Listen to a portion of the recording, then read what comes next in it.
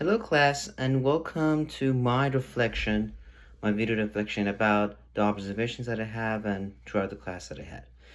During the observation as I went through the elementary school and the high school observation between the elementary and the secondary, primary and secondary education, I saw very different varieties of options and approaches that happen between the teachers and the students in the classroom.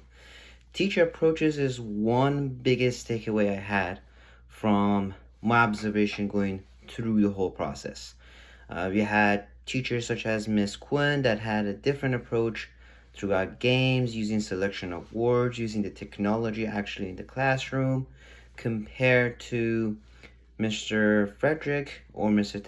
Tagliaferro and Miss Coverstone, who used a different version. They used a little bit less time on the technology than Miss Quinn did, and Miss Quinn actually was focusing on lecturing, even though it was a Friday, comparing to other teachers such as Mr. Tacleferro or Miss Coverstone that did something else during towards the end of the week. So there's different approaches.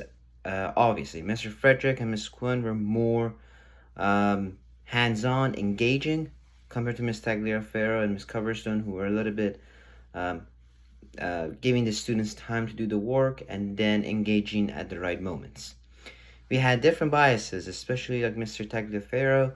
He was showing about the governmental evidence and the websites, how they have to look it up, reminding them of the bias of the internet and sources they had to get, and comparing that to actual results they were getting and how they should interpret those results even without getting it from a very biased source when it comes to bias. And then we had discipline and student engagement. It was one of the very versions that was getting the students' minds into the classroom and the topic.